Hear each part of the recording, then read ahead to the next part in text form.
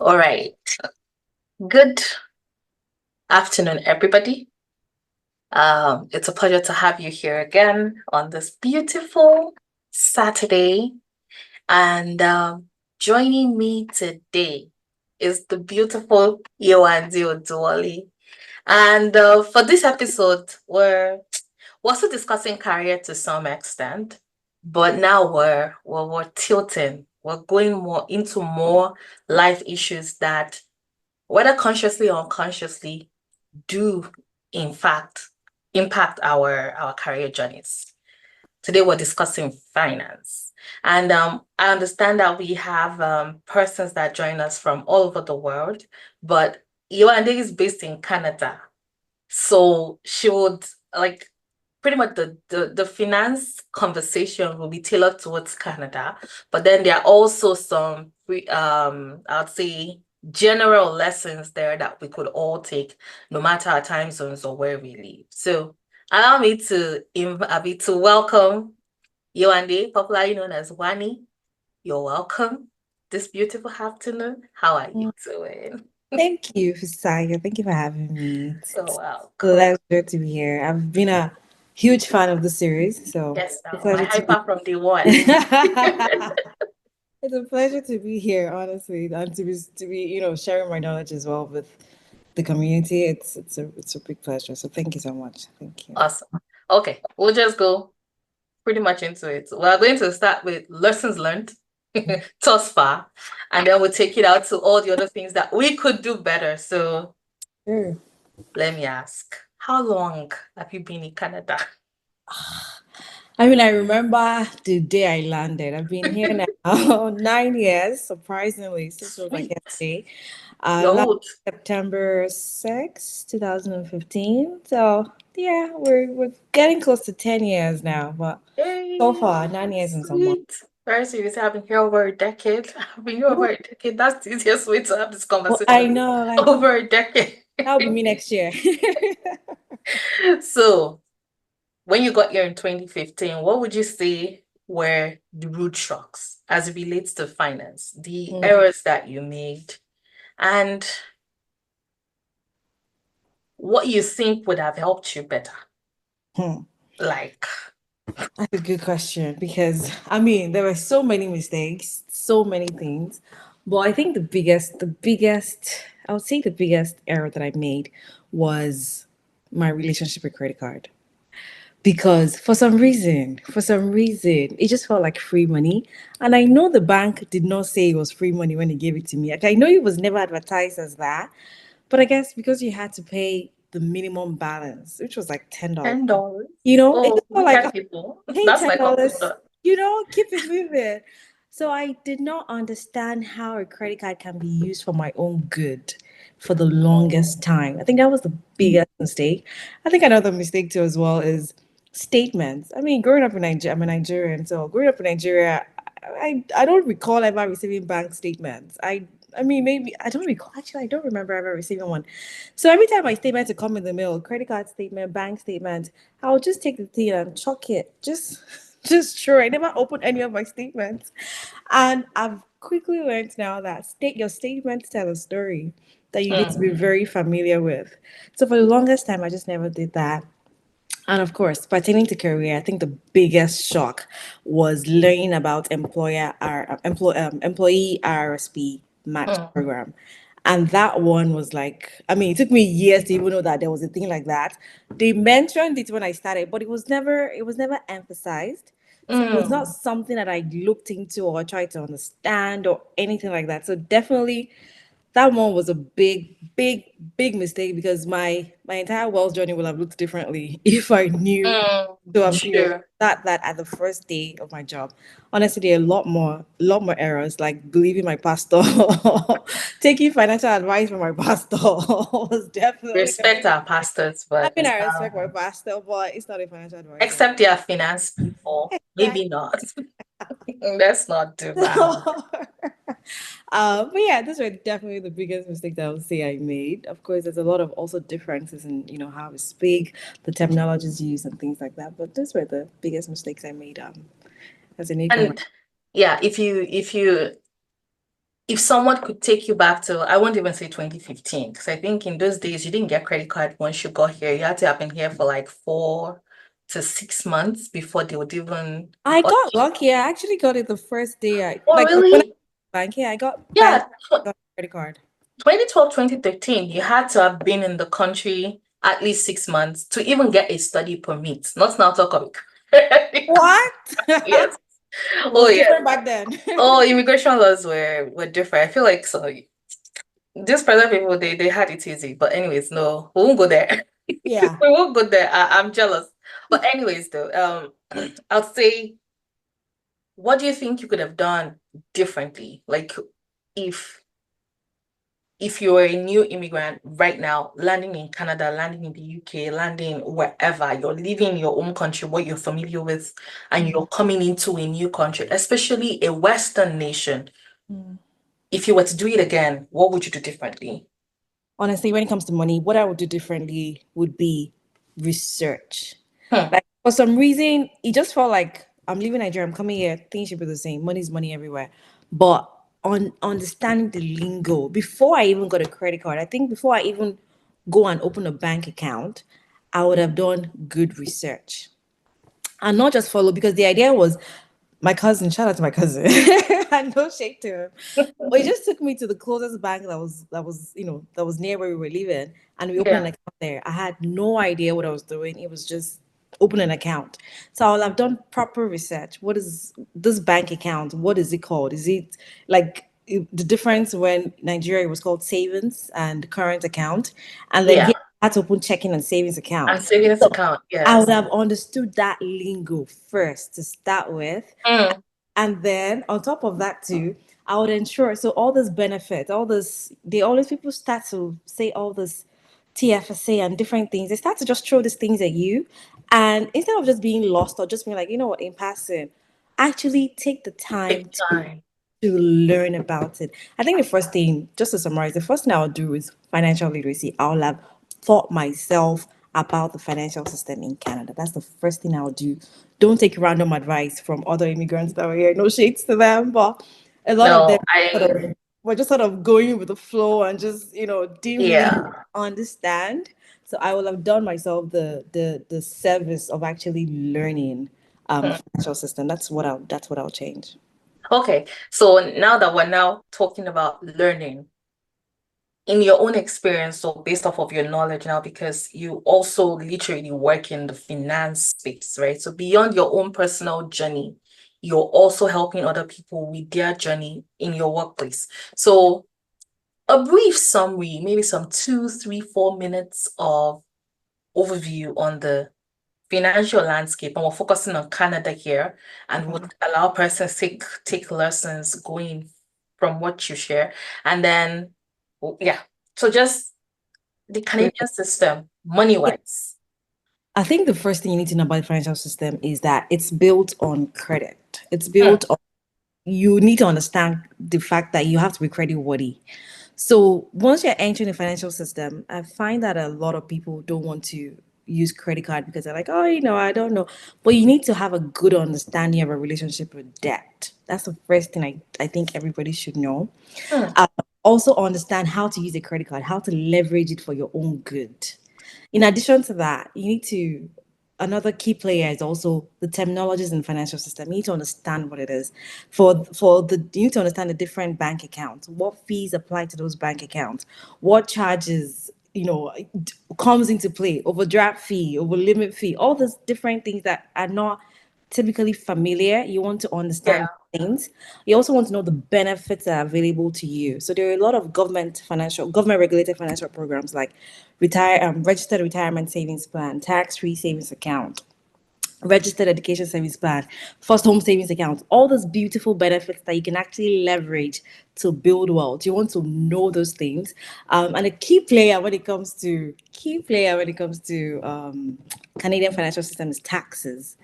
We pay quite a huge tax in Canada because we pay federal tax, we pay income tax. I mean, sorry, provincial tax, and for I'm going to stop laughing some about it. provinces, some provinces it goes as high as 54%. So we Wow. do pay a high tax in Canada. So you need to understand taxes. How can Mhm. you maximize your tax benefits? Those accounts that I talked about, the RSP, TFSA, they have great tax benefit that they've sort of built into them. How can you understand that? And in addition to that as well, what types of income do you need to, know about so that you can actually get the best taxes, right? Because there's employment income, there's rental income, there's business income, there's investing income. All of them, they have different type of taxes, so you need to really understand that. I think that's really like the key things in the financial system that you need to know to be able to build wealth in Canadian financial system. So you said something, and I want to piggyback on that. So you said you need to learn to build a relationship with debt. Can you speak more to that? Because Yeah. So for a lot of us, can't be in debt. We are financially free. So how do we build a relationship with well, debt? I mean, what I mean with that is you want to understand your relationship with debt product. So Mm, mm, in a mm, sense that again, for a number of people, you come from a country where you might not have been familiar with credit card and things like that. So mhm. you either come here and you totally misuse it, or you come here and you don't use it, which both ways are disadvantage to you because you're not building credit, which helps you to then leverage credit to actually build wealth. And Yeah. also, if you're misusing it, you're also still not using it to your advantage to build wealth. So understanding whether it's a credit card, okay, what's my monthly your monthly statement, when is your fee due? This particular product is the line of credit. How do I pay? What's the interest on it? What sort of interest am I paying if I withdraw money from my credit card? So all these there are different types of debt products. So it's understanding your relationship with them. Do I want to carry a balance on my credit card? Do I want to ensure that I pay my credit card every month? You want to have that to understand what you want to do, the strategy you want to have in debt, so that it does not start to then become a disadvantage to you when you're building. Mm. Even with paying your bills as well. How often do you want to pay your bill? I mean, how often are you paying your bills? Are you missing the date? Are you constantly always applying for credits for a new product, for things like that? Because all of this affects your credit worthiness, and it could be in terms of maybe you need to get a house, and then your credit allows you to have a higher interest because you were not really taking that, you were not being cautious of Cautious of it. of it, right? So those are Mhm. all that's the relationship that I mean with debt products. That Yeah, I like that. And I think the reason why I asked the question is when someone says, "Oh, you need to learn how to have a relationship with debt." I'll speak of myself. My Nigerian African background will straight up say, "God forbid me in debt. I rebuke it. Satan, get behind me." ah, And then you come to Canada and you're like, oh, it's not a curse, it's not Satan. that's You it. can literally, I'll say for instance, I remember I switched credit cards to one that collected hair miles. And it was Mm, going to cost me more.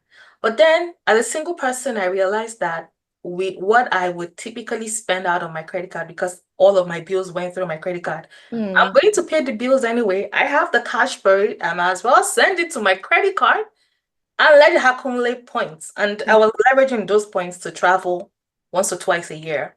exactly. You didn't have to pay for flight. Travel, pay for hotel, pay for car. And I figured the cost of the credit card was worth Yeah, yeah, those yeah, trips yeah, paid yeah. for. But then, like, it also took someone explaining it to me. Either like I go to the bank and someone is kind enough to explain things, because people in We the know. banks are not always kind enough. We know. No hard feelings to bankers.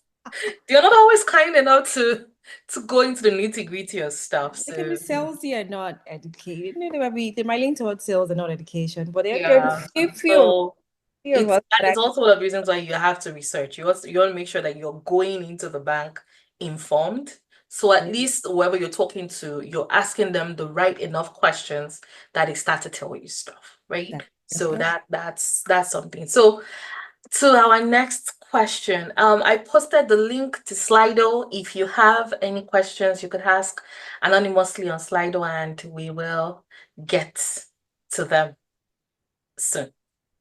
Okay, the next one. Now we're trying to bring it down to the career side of things. So, in your own experience, you've been outside of your home country or you've been an immigrant in the Western world now for almost a decade.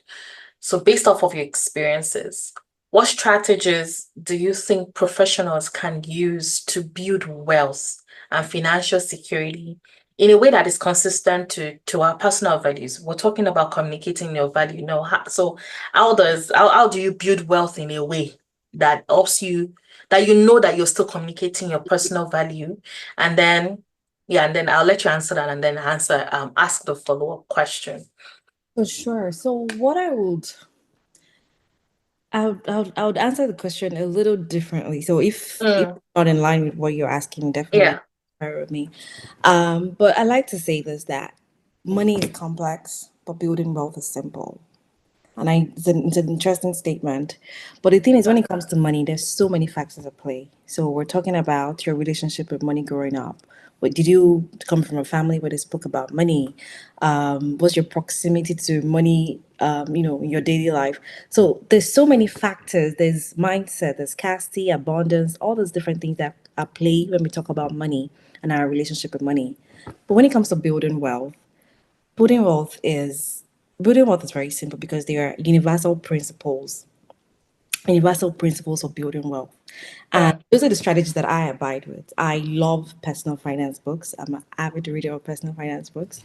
And my favorite book that I've read, this was one of the books that actually encouraged me into this field that I'm in, is The Richest Man in Babylon.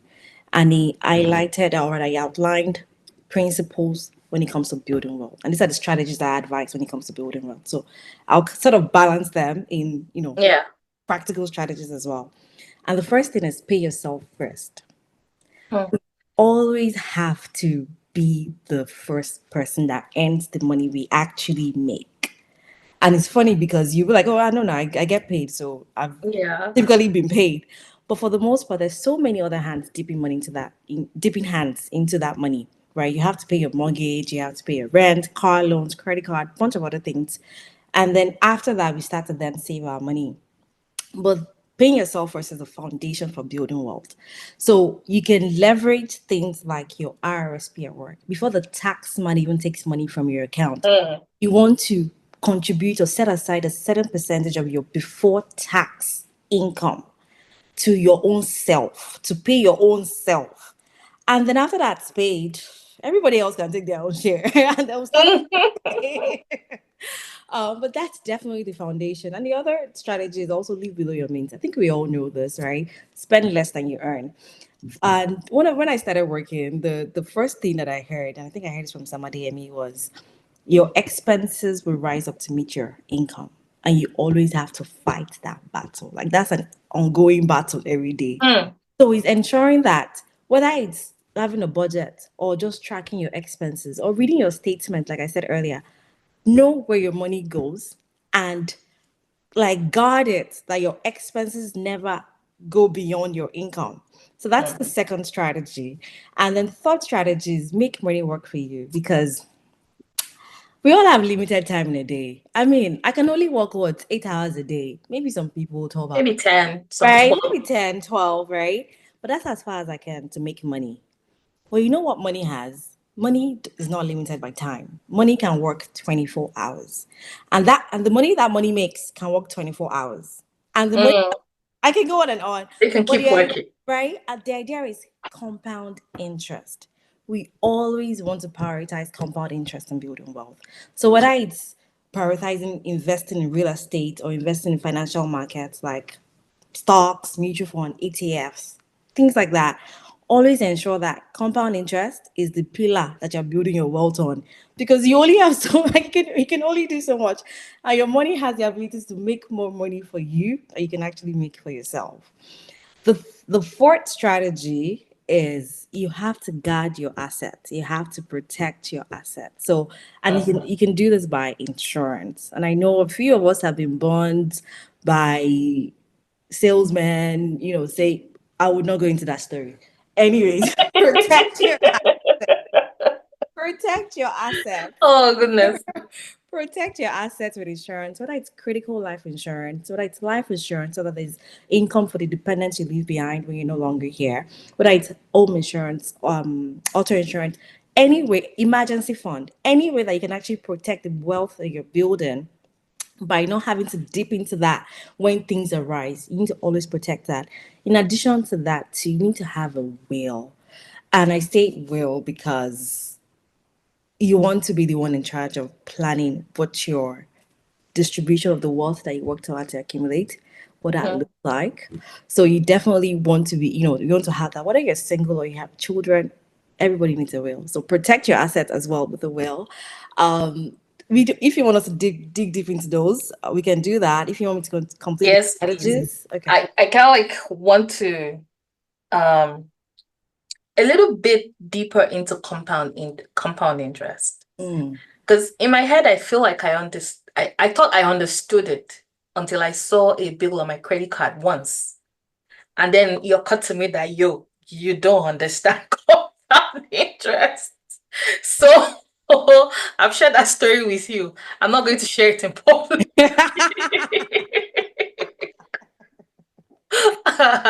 Let me keep my secret to myself. Thanks.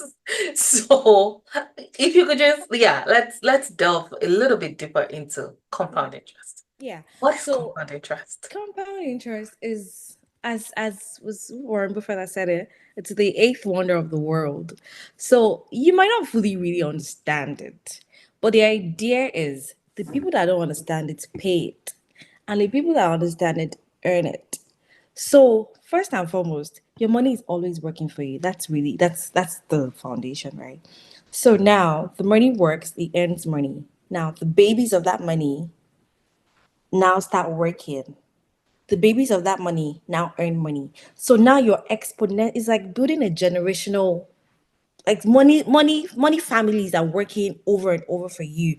Because let's say you start, I'll just sort of give like a visual, Example, yes. right? So let's say you have like $5, right? Mm-hmm. And then let's say the interest on you invest it in, let's say, stocks that have like 12%. Let's say, what percentage can I calculate in my head quickly? Let's say 10% is always the easiest. exactly. Yes. So 10% of $5, right? So this one year you make 10% on $5. What's that? Mm-hmm. Whatever that is. I 0.5. can, Yeah. yeah, thank you. So now 50 that times. 0.5 now makes another 10%. Okay. And then the $5 is still working, right? But then Yeah. so now the income you're getting on the growth is also working. So your money is quite complex to explain, but the visual idea is your money is working. Your money is giving birth to babies by working for you. Those babies Mm-hmm. are giving birth to babies by working for you. And So it's everybody keeps giving birth. exactly, so it's exponentially working. It's every dollar that you're making is working for you to earn more dollars. Okay. Now, can you explain compound interest from the point of view of credit card balances? So this is the part where if you don't understand it, you pay it. True. So now that works. So with credit card balance, which is really interesting that you bring that up. Credit card balance. So you have 15 days to from your statement date to pay your balance. Mhm. Sorry, not 15 days, I apologize. 21 days to pay off your credit balance. So on that, for those 21 days is interest free. It's an interest free loan. The minute 21 days come and you don't pay your balance in full, what now happens is the bank charges you, depending on the bank, for the most part, it's 20.99%. The bank charges you 20.99% starting from the very first day that you used your credit card. So now compound interest in that regard is 20.99 one day. The next day, the interest on that amount, 20.99 on that amount plus the amount Oh, that you owe. And then the next day, 20.99 on the interest plus the amount that you owe. So that's compounding oh, up until when you now pay your credit card. So sometimes you look at your credit card and you say, I only spent $200. Why am I being charged $20 on interest? It's because if you didn't make any payments throughout that time, you will be in charge interest on interest on interest. So that's how credit card works. So I know we shared that, and you had paid your, you paid your balance, and then the difference of what was left was like $20, but you still got a ridiculous, $20. exactly, but you still got a ridiculous interest on that. Told me to pay interest on the original balance. So you pay interest on the complete balance for every day that you use that credit card. Once the 21 days pass, it's no longer an interest-free loan, and you're paying interest on every day. So that's how compound interest works when it comes to credit card. So if you can, pay off your balance in full if you can. Better still, just leave the credit card and just go for a line of credit. No, That one actually, stays simple. not really, though. Really? I disagree with that. Yes, actually. Okay. And the reason I do that, so credit card, you have 21 days. That is such a beautiful benefit because you have 21 days of interest-free loan. Sure. So if say I use my credit card for groceries and after 21 days I pay it off, then I just borrowed the money from bank without having to worry about it. I've sort of even hacked it where I'll pay my credit card balance just before my statement comes out so that when they give me 21 days, the statement balance will probably be like zero. But then I start to use my card from when my statement prints. So now I have 2 months before I pay my next bill. I'll get into that deeper. So now Mm, I get a longer time interest free. But that's not the case with line of credit. For every day you use your line of credit, you pay an yeah. interest.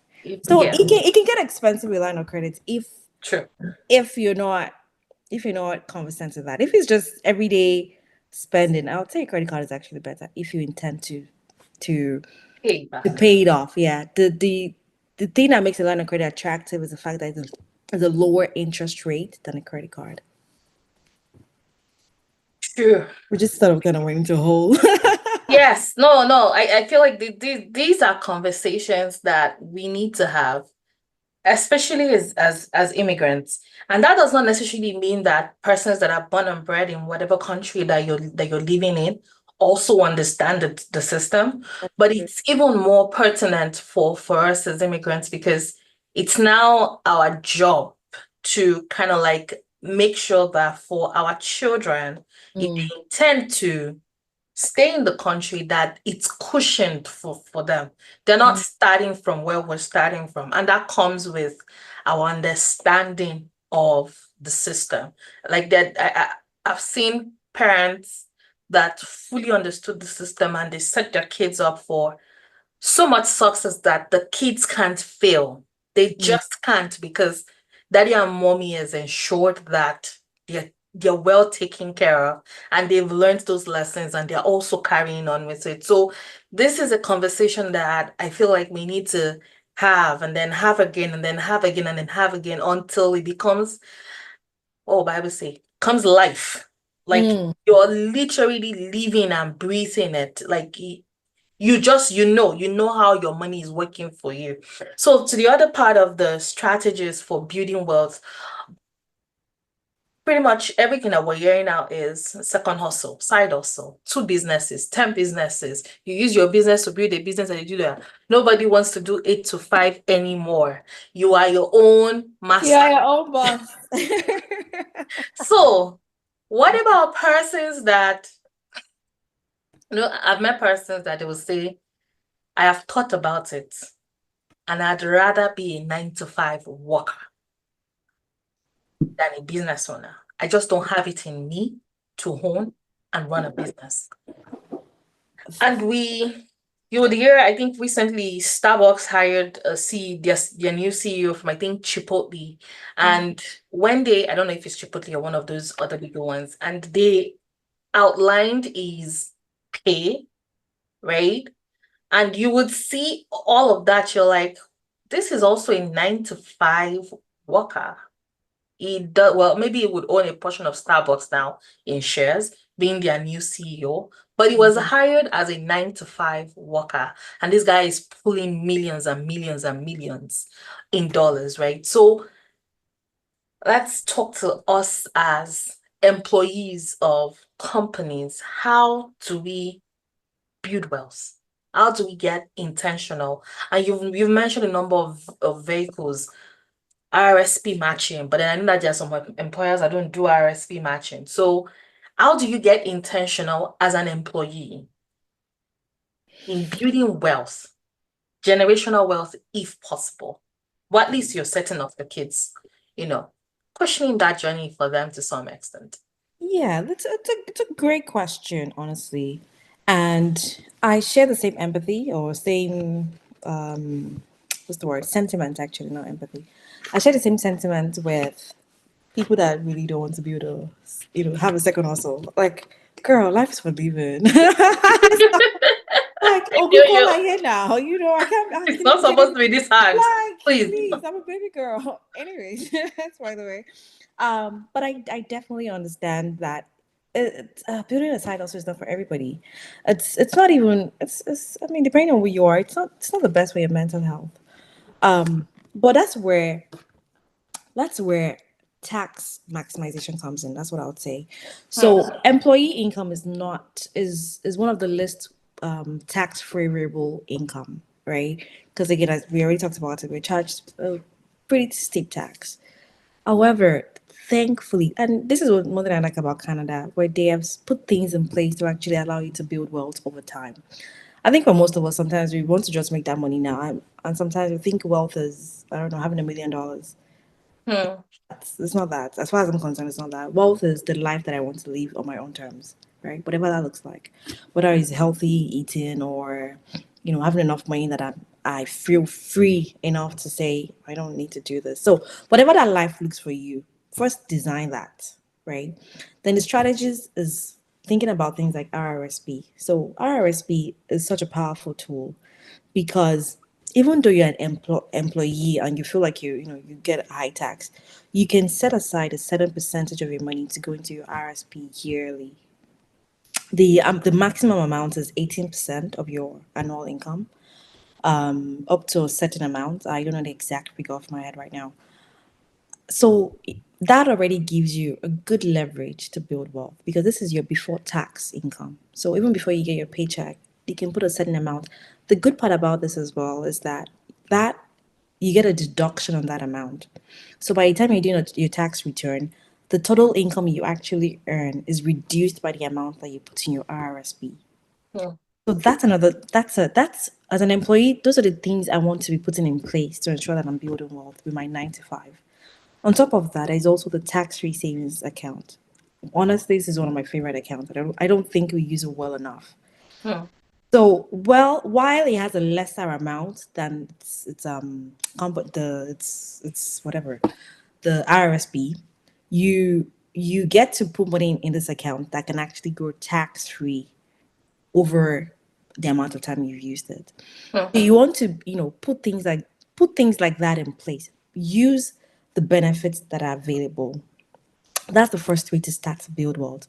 On top of that as well, at work, they would your company might offer group RSP. I know you said some companies might not offer that. But if they don't, they would offer things like employee stock purchase plan, something like that, where they give you an ability to buy stocks of the company.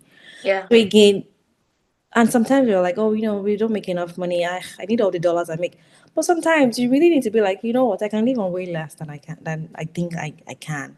So you want Hmm. to put aside some of those things to even buy the stocks of that company so that at least you know that regardless of what my income is, I know I am building wealth. Those are the strategies I would say as an employee that you can definitely start to use. And I know we all don't like side hustle. Honestly, I don't like side hustle.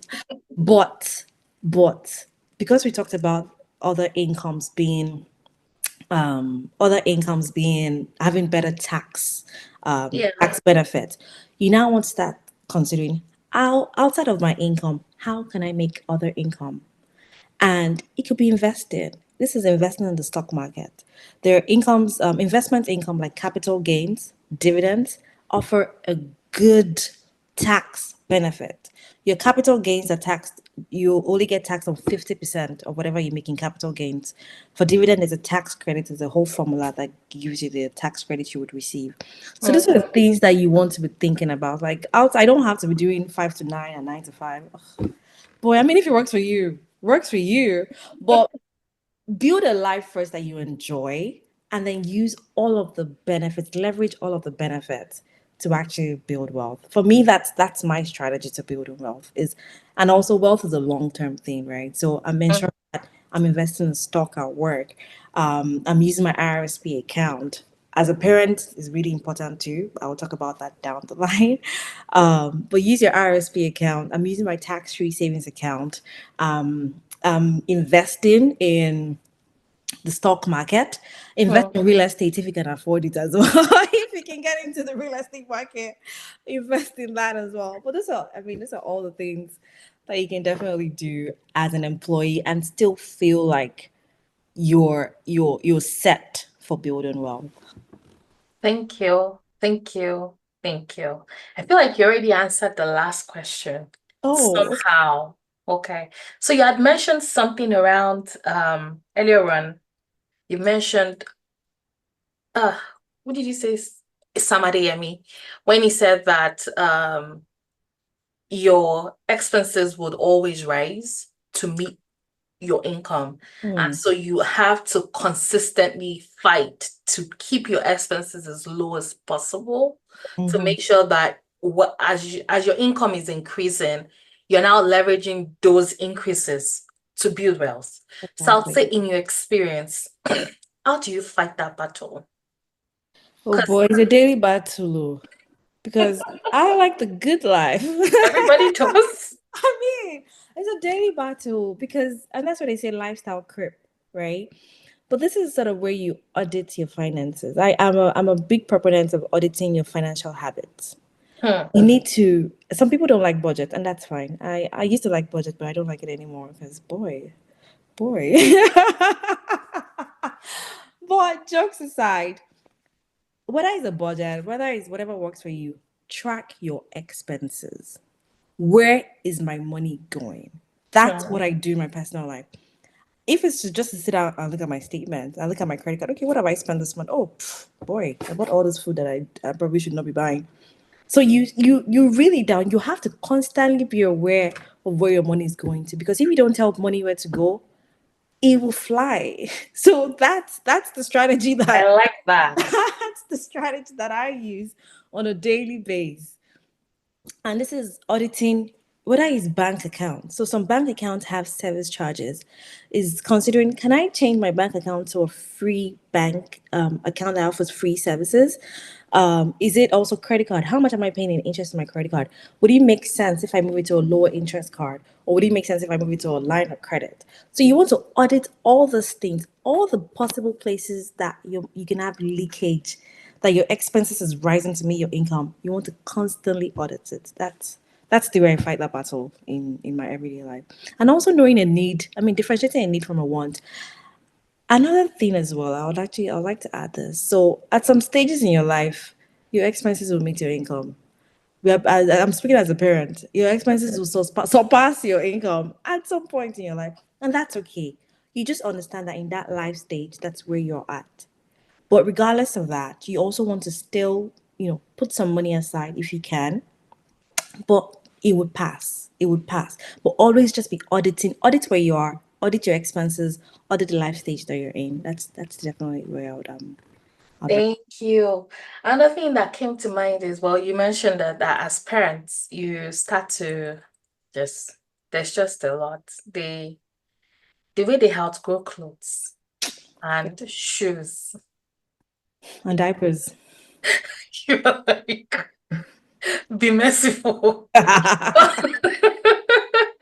I've learned at the same time, like I know that we're heavily taxed in Canada here. I don't know about other Western countries, but I believe that we're heavily taxed. But also we also get a lot of, I'll say as parents as well, you also get a lot of benefits from the government. For me, it's always been a thing where, for instance, my kids, their child, what's that thing? Children, something, whatever benefits that they get, CCE. the CCB that they get monthly, I just dump it in their RESPs. That's a good I'm like, idea. I'm not even just going to touch this money. It is not, I'm just going to pretend as if this money is not entering my account and we just dump it. So at least I know that with every money that they're collecting from the government, it shall going somewhere and I'm not blowing it Yeah. or like even when you see our spreadsheet, it's there in star that this is money coming in, but it's not your money, It's like a you funny. know. It's not your money, so don't touch it. Don't do that. It's not yours. So I feel like that's another thing, like because if the money doesn't come in, you don't have it. So the fact that it's coming in means that you could literally, as you said, pay yourself first, or in this case, you get the banks to take it out first, so Yeah, you don't even see to spend it in the first exactly that. like that. So I think that's really oof the gems. I like if you don't tell money where to go, it will fly. It will fly. I didn't think I was Um, dropping jams, but yes, I don't. I'm like, Anyways, I have a comment. We'll have this conversation after. Okay. So um, how do you, in your own opinion, your own experience, how do you think that financial health can like a healthy financial life was mm, yeah, life is the word. A yeah, healthy financial life, how does that impact our career and its progression in your own experience, right? yeah, yeah. Um, so I call it financial confidence, right? So and financial confidence, financial wellness, it comes from the knowledge and the confidence you have to achieve your financial goals. So I Mm, think once you have a good understanding, like you're financially literate, you understand all those things that we've been talking about, all those different accounts. You have a good understanding of that. You audit your financial habits. You are constantly leveraging all the benefits available, whether it's credit card to ensure that you can travel on air miles, or whether it's buying groceries with the points that you make on your credit card. Like you have a good understanding of all those things. You can feel confident in your ability to build wealth. And I think what that does with work, even long term, is that I can go anywhere, regardless of the job, and know my value. Because one, I'm not waiting on your income to make me rich. Like your income is one part, is one piece of this entire puzzle. So I can negotiate better. I can, if the job does not align with my values, I can easily walk away from it. Sometimes it's hard because sometimes we really need that income. yeah, Let's be clear here. But for the most part, when you're confident that you know what, I'm investing, I'm doing this, I'm putting money away, money is growing, money is working for me. You can you can you have a pep to your step, right? Like you just yeah, feel you can plan your life in a way that it works for you. You can, and that's for me, that's wealth. It's designing the life that I want to live. So I also, I mean, it takes away everyday stress. I mean, there's so many things putting us, different parts every day. yeah, And true. just feeling confident in your money or your ability to build wealth. It just takes away that one less stress in your day. And then even when you're looking for a job, you're not just looking for a paycheck. They're not just going to dangle, oh, this is the amount you can pay. And I mean, I like six-figure income. I love it. But then it becomes more than that. Do you offer mental health benefits? Do you offer stock options? When can Mm, I sign up for pension? Am I eligible for pension on the first day that I get this job? Those mm, are the things that I'm thinking about because I'm not just thinking of your income. It's oh, guy, you don't know how much my money is making for me. Like, excuse you. Like, I can have a conversation that is bigger than income. So yeah, that's the benefit that that's what it plays in your career, and another thing actually, it also gives you the audacity, and I love this word. It gives you, I'm not even lying, it gives you the audacity to be like, you know what, the job that I'm doing right now may not align with my values, but you know what, while I'm still here because I need this paycheck, I can start to think about things outside of work. And I'm not saying side hustle, but it could just be, how can I communicate my value outside of work? Things like mm, what Fisaya is doing right now, this beautiful platform that you have. Things like that, you can take a risk and say, you know what, I need a paycheck, but I can still showcase my value outside of work. Sometimes you might conflict with like what your work is, but because you're like, oh, guy, people fire me, that's your business. I have money. Like you can, like you can take a risk. You can do things like for me, it was starting a podcast, and I'm like, I I work in a financial organization, so yeah, there's compliance when it comes to things like that. But I was yeah, like, oh God, I'm going to speak Yoruba so I don't because I'm on LinkedIn. Okay, anything that happens happens, but I'm confident that this is just one piece of the puzzle. So those are the ways that I believe that financial health, having a great financial Love. I yeah. love that. I like, and I honestly do understand that there are persons that join us or would view this later that they are really under a lot of pressure financially. And so, they say that the best time to look for a job is when you have one because you don't want to be pressured into taking just anything. Yeah. But we also know that there are persons that are going through stuff and they don't exactly have the luxury of choice to not accept the first thing that comes. That's But it true. still would help to be able to know the things that you could leverage, right? As Yeah. Yewande has mentioned that sometimes we're so big on, oh, they offered 120K, but I wanted them to pay 150, that you're forgetting all of the other things that you could discuss. Like I know someone that the company straight up told him they could not budge on the salary. And he's like, oh, yeah, that's fine. But if you can't pay more, can I get one more week of vacation? Because that one more week of vacation is paid. Can I Mm. get my benefits to start on day one versus Mm. 3 months after probation? Yeah. And the company was like, you know what? Yeah, we'll do it. And so he might not have gotten more money, but he got more days off. He did not have to pay for, regular drugs or Yeah. massage or any of those things out of pocket because his benefits kicked in day one, right? And those are conversations that you could have. And it's one of the things that having an understanding of finance in general, like as a whole, not just money. Because sometimes Yeah.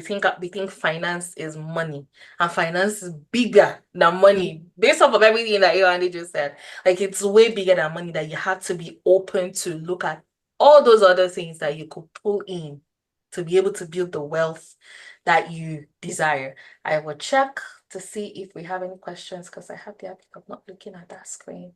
Okay. It's like everybody's just listening to you. Nobody's asking questions. I just want to confirm that everyone can see the Slido link. So in the event that you have questions, please do not hesitate to ask. All right. We're getting to our final question. Okay. So when it comes to, so we've talked about RSP. It's here we call it registered retirement savings plan. Fine, yes. And then TFSA, tax-free savings account. Those are the regular ones that you hear that even some fake financial planners will use to Fake financial steal your planners. money sometimes. No hard feelings. We understand everybody's trying to make Oh, I money, feel but bad hearing not that. on the back of other people. I don't like deceitful people. So we would not get into it. So our last question, how can professionals ensure that when you're making a financial decision, right? When you're trying to decide on, okay, how do I invest? What kind of savings should I be leveraged? Okay, better still, let's speak to this. So you've talked about the TFSA. Are there other savings-ish kind of like maybe not necessarily like registered accounts, but are there other savings mechanisms that persons could leverage outside of the RSP and the TFSA? So, I mean, there are, but okay. So, as someone that works in the financial industry and someone that works really close to high net worth clients, I would say you always want to maximize this account first. Again, we talk Mm, about benefits, right? So, how are you maximizing? How are you putting more money in your pocket than the than the money the government takes from you? So, the TFSA, RSP, you always want to ensure that you've probably reached your limits with those accounts before you start to really consider outside savings. mm. You can put your emergency fund. And this is money that you need. That's what I'm trying to Life. drag to Oh, get to. That's what I like. Like what are those other things that you could put money into as mm, you're trying to protect yourself and also build your wealth, right? yeah. So that's actually a really good question. So I would say I would say there's a pyramid to building wealth, and pyramid might not be the right word, but there's sort of layers to it, right? Yeah. So I'm not going to say today I'm starting my financial journey. I want to start investing. While it's an audacious move, I would always recommend start with having an emergency fund, right? Start with having something that if life were to happen, I'm not going to start saying, oh, that money that I put in RSP, I need to pull it out, right? So Hmm. you want to build your emergency fund. Emergencies, if life were to happen, I have money readily available to meet this need.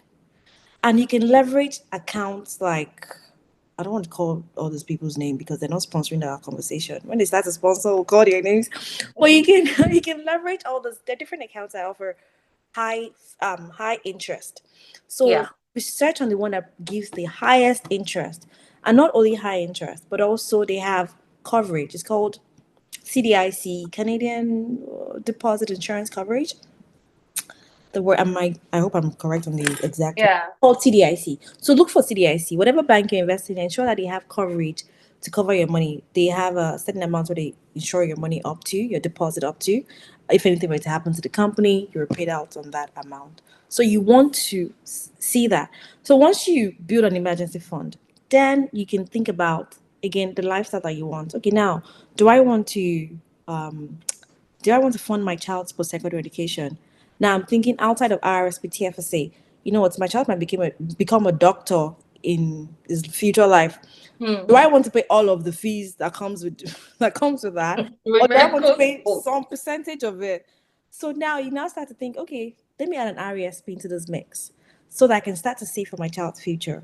Hmm. Oh, am I buying a home in the next whatever amount of years, let me leverage first home savings account so that I can actually start to plan towards that.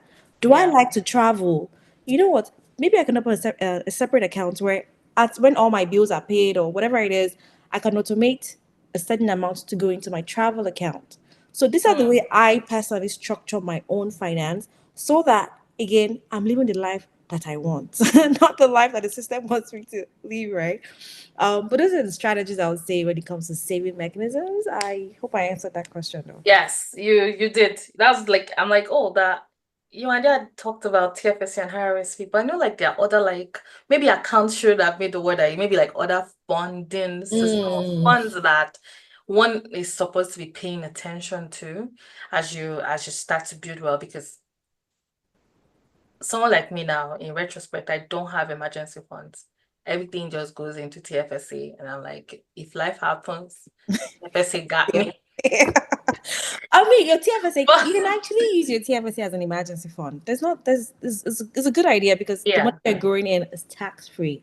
If you have it in a regular savings account, you're going to pay in taxes on the interest you make, and Oh, interest income is similar to employee income. They're taxed the same. So you also interest income is one of the least favorable tax income with the least favorable tax benefits. Sorry. So TFS is not a bad place to have your emergency fund. It's not. Yeah, just designate it as emergency fund so that you're not just also investing. Then when you need money, the market is zero, and then you're like, where's my money? no, that emergency for TFSA does not do risky business. Okay, that's good. That's good. We don't allow you to do risky business. Okay. Yeah, I just want to check one more time. We're getting there. Final question. Are there any final thoughts, Yeah. Oh, advice I for can't believe persons? it's flown by that quick. I was going to also add onto this, and in terms of communicating your value with with wealth or with your financial health, I would say we also need to increase our ability to earn, right? Like I know I've talked about how income is one piece of everything, but income is a major piece of building wealth, right? Hmm. The biggest tool when it comes to building wealth. So for a lot of Nigerians, for a lot of immigrants and other people from, coming from different countries, we focus on education. We're big on getting certification, and you always want to constantly be building new skills. But on top of building technical skills, so getting certifications, you also want to focus on soft skills. Soft skills like communication, soft skills like having this conversation that myself and you are having, soft skills like navigating politics in the workplace, knowing how to have small talk with your employer. and employees and teammates. They're very crucial because for most of us, and I'll speak for myself, we learn to do work and we put our head down and hope that work speaks for us. Mm, But you want to be able to have that small chat where you make whatever it is that you're doing grand. Like make it grand. Is a soft skill I wish I learned when I started in the workplace. So definitely leverage that. And on top of that, in your strategy to increase your ability to earn, add social media to the mix. We live not just in an information world, we live in a visibility world. Communicate your value internally and communicate your value externally. Let people outside of organization know that you exist. Let them know the things that you can do. Let them have a different perspective of what you bring to the table.